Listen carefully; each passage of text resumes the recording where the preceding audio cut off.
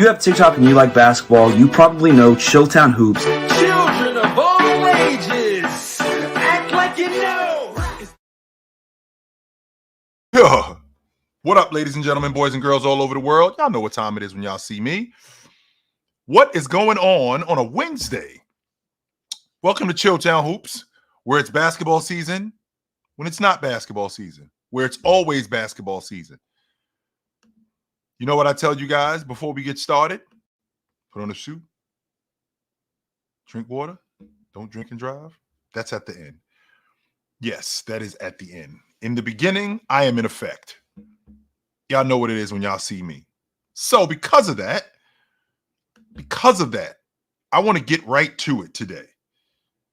Right? I want to get right to it today. I don't want to waste a lot of time with a lot of nonsense off the strength that we got a lot to cover. And we got a little bit of time to do it. So I know I'm not on the fence about this. I'm not thinking maybe, I'm not thinking possibly. I know for a fact that you guys that talk about the Eastern Conference, I already know what it is. The Eastern Conference, this isn't your uncle's Eastern Conference. This isn't your father's Eastern Conference. This is a way different Eastern Conference today than what it was. What up, Monet?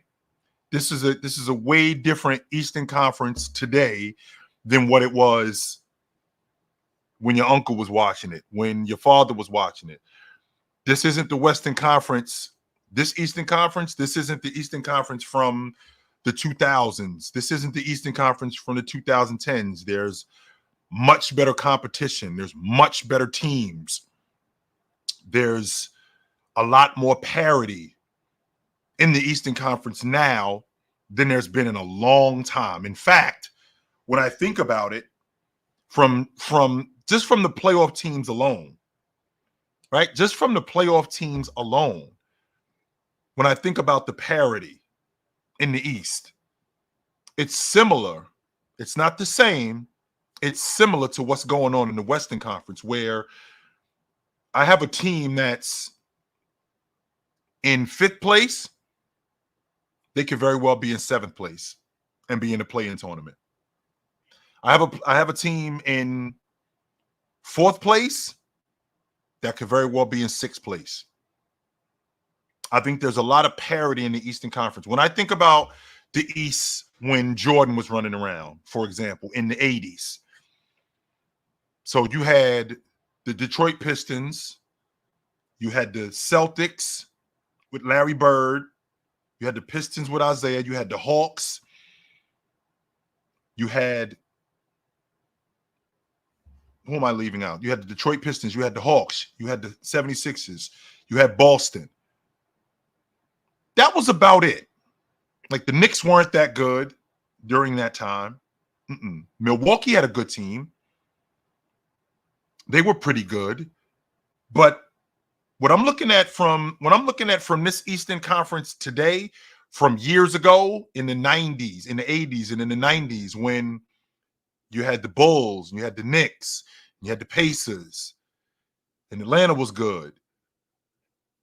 Let's see. Miami was good. You had some good teams in the 90s. This Eastern Conference, I think you have 7 or 8 legit playoff teams. Legit.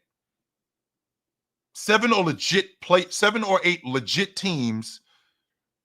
7 or 8 legit playoff teams. And then you have the other teams that could be knocking on the door. I don't remember when it was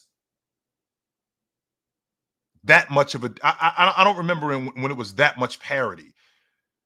It was 3 or 4 teams, and then it was everybody else. You know, like I talk about in the 90s, it was the Bulls. It was the Knicks. It was the Pacers. Atlanta had a good team. Orlando had a good team. Like these are the teams. These are the teams that I'm thinking about in the East during that time. Now we're in a space where you got 8, 9 teams that I think are legit playoff teams. Legit. Now, is it the nightmare Western Conference where it's going to take 50 wins to get into the playoffs like it is there? I don't think it's that. I don't think it's that bad, but I do think that you have a lot of teams in the East. I think you have a lot of teams in the East that are a lot better than people give credit for. And what I see a lot more than not is the narrative that people run with, which is the East is weak. Well, that's a narrative that was years ago, and it was legit.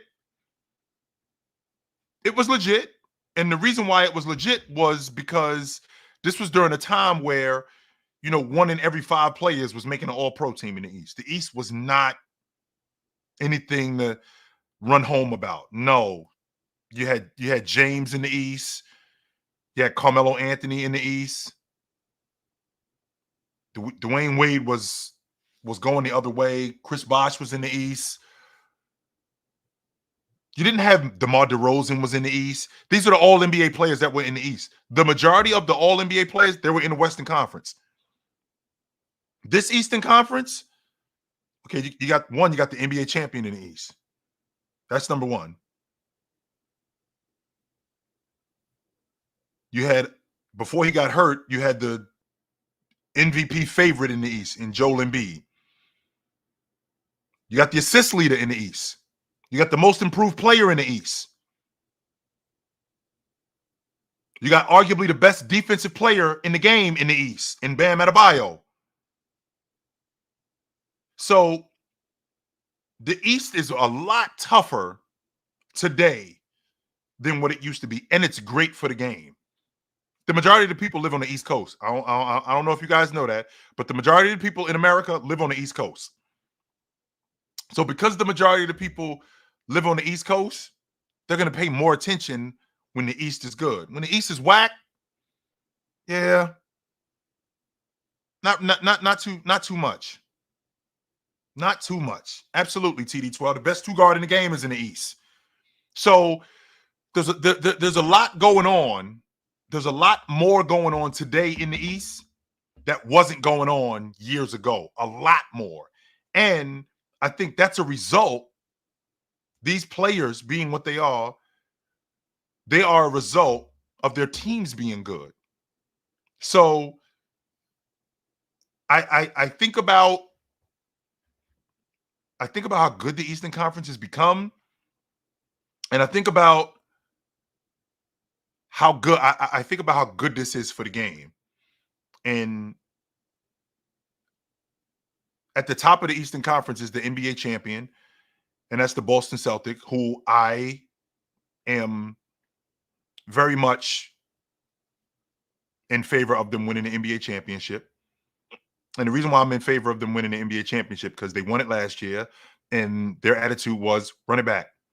I think Peyton Pritchard is, before I even get started on Jason Tatum, who I think is a top 5 player in the game, I think the coverages that he sees, I think he excels in a lot of them. I think his game has expanded. But before I even get started on him or Jaylen Brown and Derek, before I get started on any of them, I think about how good their rotation players are. I mean, I think Peyton Pritchard, I think he's arguably the best backup lead guard in the game. And I know how good TJ McConnell is, who, another prime example. You got the assist leader in the East. You may have the best backup lead guard in the game in the East. And you arguably have the second best backup lead guard in the game in the East. And I love how Peyton Pritchard fits in with this unit. I think this season, Kata inserts himself more into the lineup. I think he shed some of Cornette's minutes. With him shedding some of Cornette's minutes, I think that takes some of the load off of Al Horford, so Al Horford can be preserved for the playoffs. And also, because KP is out of the lineup, that's also going to help, because he can be the rim protector that they don't have. And rebounder, I think he gets better. I think he could supplement what KP does defensively and hold it down until KP gets back. I think that's a great thing. I'm reluctant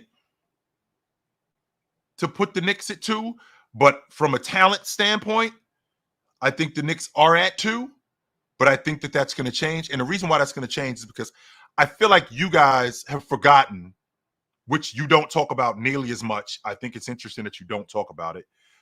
Like, we talking about the Knicks like they got Kevin Garnett. Like, Cat just is always nice as hell in the playoffs. We talking about the Knicks, right? We're talking about the Knicks like they just got Kevin Garnett. And Cat's got a history of being nice as hell in the playoffs, when that's just not true. That's just not true at all. So with getting Cat, I think that's going to help. You know, I won't argue that. I 100% believe that that's going to help. You have arguably the best stretch 5, stretch 4 in the game, and the best shooting big man in the game. His game starts from the 15-foot line. It goes out and then it comes back in, and he will take advantage of mismatches. But Cat has the quote unquote, he's got the kitty cat label. He can be a bit soft. And he doesn't have a great track record in the playoffs. He doesn't. Now, last year he was an all-star, and I thought he was great playing alongside of Rudy. Just defensively, how much better he had gotten. Because when he first got with Rudy at the 4, he just looked lost. Coverages are different when you play in the 4 than you are playing the 5. A lot more pick and roll, a lot more drop, a lot more hedging that he has to do playing the 4 than he does the 5. Playing on the perimeter, closing out on bigger guys, being able to beat big guys to spots, because big guys at the 4 spot, guys like Julius Randle, Julius Randle. I'm thinking about Foreman, Julius Randle, Giannis, guys like that get downhill. Right? Guys like that get downhill. And because they get downhill, you got to be able to beat guys to spots. You got to be physical. And with them being physical, right? With those guys being physical, you have to be physical. So it's not like Cat has an extensive record of getting busy in the playoffs and he's the missing piece in New York. I've seen the Knicks fan base, which I am not a fan of at all. I've seen the Knicks fan base turn on a guy as quickly as they love you. That's how quick they turn on you. We're talking about Julius Randle, who was a throwaway when they got him. Like, nobody was writing home about Julius Randle signing with the Knicks. In fact, they got him on the cheap, and it wasn't a big deal. Right? They got him on the cheap, and with them getting him on the cheap, nobody was really, talking a lot about it. So because they weren't talking a lot about it, he way overperformed. This is a guy who had made the All-Pro team, the only All-Pro that the Knicks had since Carmelo Anthony. That was 10 years ago. And he's got a bad outing in the playoffs. They go from opening up the cathedral gates. They open up the cathedral gates for Julius Randle to tearing down his poster. Get him out of here. I know how quickly the Knicks fan base can turn on you as much as they love you. Let the Knicks this season, with all the pressure that they have on them, with all the pressure that they have on them and all the expectation that they have on them, let them get bounced in the first round. Let them get bounced in the second round. I can tell you right now, the love affair with Jalen Brunson, the love affair with Cat, that's going to be over. As much as I dig Mikal Bridges, let OG Anunoby be in and out of the lineup and let him get hurt again. And that be one of the reasons why they lose. Of 200, and he just signed a $212 million contract. We'll see how long that love affair lasts with him. Right? We'll see how long that lasts with him. 100% we will.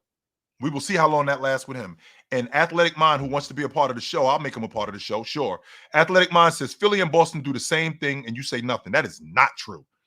That is not true. Philadelphia has one of the worst fan bases in professional sports.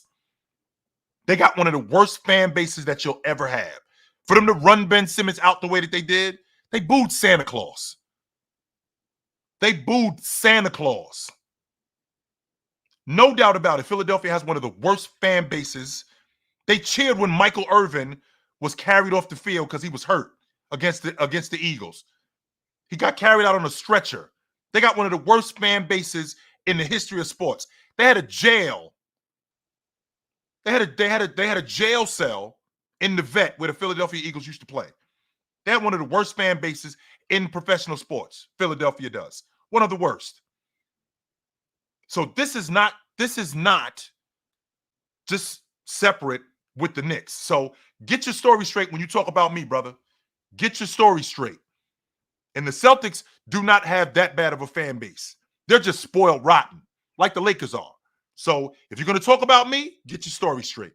Now, as far as the Knicks, the thing I worry about is them pushing all of the chips to the front of the table. That's what they did. The Knicks pushed all their chips to the front of the table. This is not a win in 2 or 3 year team right now. This team is built to win right now. This isn't a let's feel this out like what happened with the Milwaukee Bucks, because I think that that Milwaukee Bucks team, they had a, let's see, I thought when they got Dame, they had a 3-year. They had a 3-year window. I think it's 2 years now. I think it's 2 seasons. Dame just turned 34 this year, and I think it's 2 years now. So with that, the window is closing, but the pressure of the pressure of them winning isn't what it is in New York. Giannis just signed an extension. So the pressure of them winning is not what it is in New York.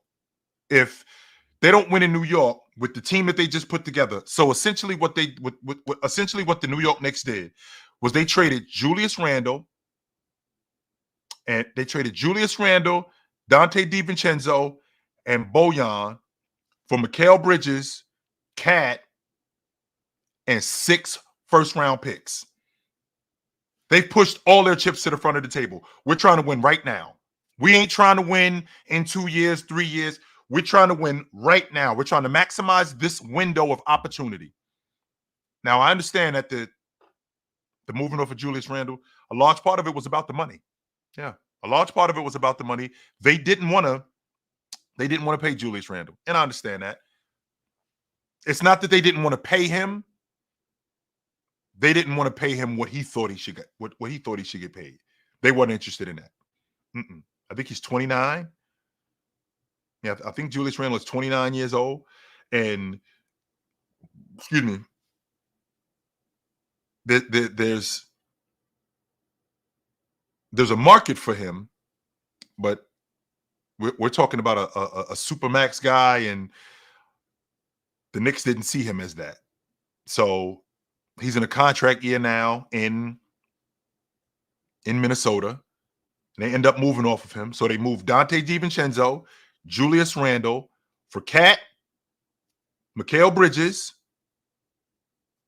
and six first-round picks. 6 of them. So because of that, right? Because of that, this thing has to work. And it doesn't have to work. This thing doesn't have to work in 2 years. It has to work right now. So I reluctantly have the Knicks at 2. I got the Cavs at 3. I don't think that we have. I don't think that there's people who have enough respect for how good I think this team is going to be defensively. And I think with how good this team is going to be defensively, I expect them, right? I expect them to be a lot better offensively, because I think that with Mobley being healthy, not with just Mobley being healthy, with Donovan Mitchell not being in and out of the lineup and being hobbled like he was last year, with Jared Allen being able to play as much as he was able to play last year. I think he played 76 games, but then he ended up getting hurt in the playoffs. I thought he should have been an all-star last year. I thought he played well enough to make the all-star team. I would not have been surprised if he would have made the all-star team. The playmaker that Donovan Mitchell is, I think Donovan Mitchell is the best two guard in the game. I don't think that there's a two guard in the game that's the distributor that he is, that's the passer that he is, that has the stop and pop pull up game at the long ball line that he does. I don't think that with Donovan Mitchell, he's one of the best off ball defenders in the game. I don't know if there are many off ball I don't know if there are many off ball defenders in the game better than him. I think he's a damn good on ball defender. I think he's a damn good on ball defender. I think he's a better off ball defender. I think he's great at the rim at finishing, particularly at his size. He's really good at the stripe. He's good in the crunch. He could be close to a double digit. He could be close to a double digit assist man if guys like Strus, if guys like D Wade, if guys like George Niang, if those guys knock down more open shots. Because I watched Donovan Mitchell get downhill and create shots, create shots for those guys. And when he creates shots for those guys, a lot of them could have been converted. I've seen plenty of games. I've seen plenty of games where they get out in transition and D Mitch is getting downhill and he sees in the secondary break, he'll see, and nobody else will see him coming into the frame, but he'll see Max Strus coming into the frame and he's wide open, right? He's wide open and he'll end up missing. So with him seeing him wide open and him missing, I think that's part of his game that makes him dynamic. Donovan Mitchell has one of those games that once he gets going, he's pretty impossible to deal with. I've seen him carry in series in the postseason. I thought that 2 years ago when Shai Gilgeous-Alexander and Luka were first-team All-NBA performers, I thought that was Donovan Mitchell's spot. He had never had that kind of season that he had in Cleveland. He had not had that kind of season ever once in Utah. And I think that was largely due, and I think that was largely due to how good they were defensively collectively. It wasn't just when he was in Utah, it was just Rudy. No. So I got two big guys, and I got other guys to compete on the defensive end. So, and I think with the addition of Kenny Atkinson, this team is going to be much better. Much better. I got them as a top 3 seed in the East. The same reason why I have the Denver Nuggets where I have them is the same reason why I have Milwaukee where I have them. You can't have the best player in the league. I don't think you can have the best player in the league and arguably the best player in the league on your team and not be in contention. That's not the way that works. No. Mm-mm. If you have a player that's that good and he makes everybody else that much better, like Giannis makes everybody else on that crew that much better, I have to consider them in the East just because they got arguably the best player in the game. I think Giannis can be better. I think Giannis can be better on ball as a defender. He's one of the best glass cleaners in the game.